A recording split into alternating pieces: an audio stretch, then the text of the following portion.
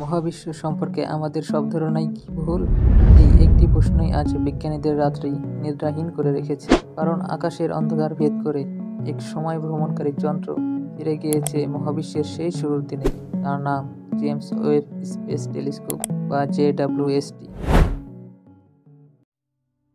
আমরা বহুদিন ভেবেছি বিগ ব্যাং এর প্রথম কয়েকশো মিলিয়ন বছর ছিল শিশুকাল।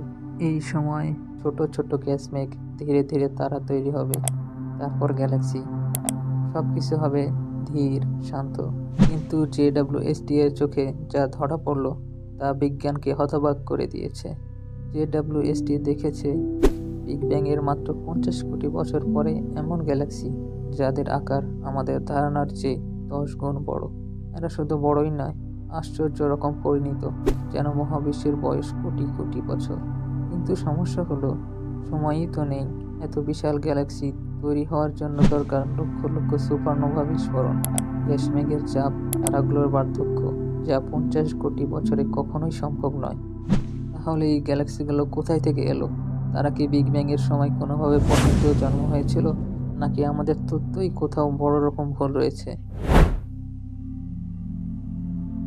বিগ ব্যাং এর পরে মহাবিশ্বের প্রথম যুগকে বলা হয় কসমিক ডার্ক এজ। এই সময় মহাবিশ্ব ছিল তারাহীন, আলোহীন, একদম নিঃশব্দ অন্ধকার। কিন্তু JWST এমন আলো ধরেছে যা এসেছে বিগ ব্যাং এর মাত্র 10 থেকে 20 কোটি বছর পরে। প্রশ্ন জাগে, এই আলো কার? তারা তখনও জন্ম নেয়নি, গ্যালাক্সিও তৈরি হয়নি।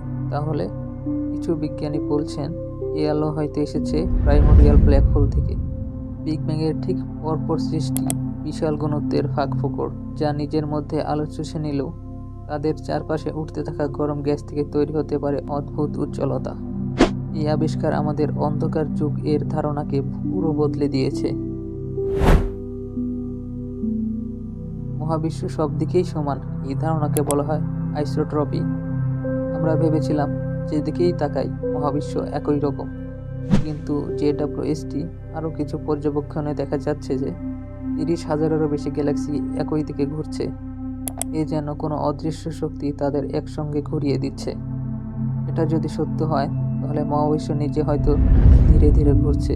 একটি স্পিন করা মহাবিশ্ব মানে বিগ ব্যাং ছিল হয়তো কোনো বিস্ফোরণ নয়, বরং একটি ঘূর্ণায়মান উৎসের জন্ম। এই তিনটি আবিষ্কার, অস্বাভাবিক পরিণত প্রাচীন গ্যালাক্সি, ডার্ক এজের রহস্যময় আলো, মহাবিশ্বের সম্ভাব্য ঘূর্ণন, বিজ্ঞানীদের বাধ্য করেছে পাঠ্যপুস্তক নতুন করে লিখতে। এখন ভাববার বিষয়, বিগ ব্যাং তথ্য কি আসলেই ভুল, না হয়তো অসম্পূর্ণ?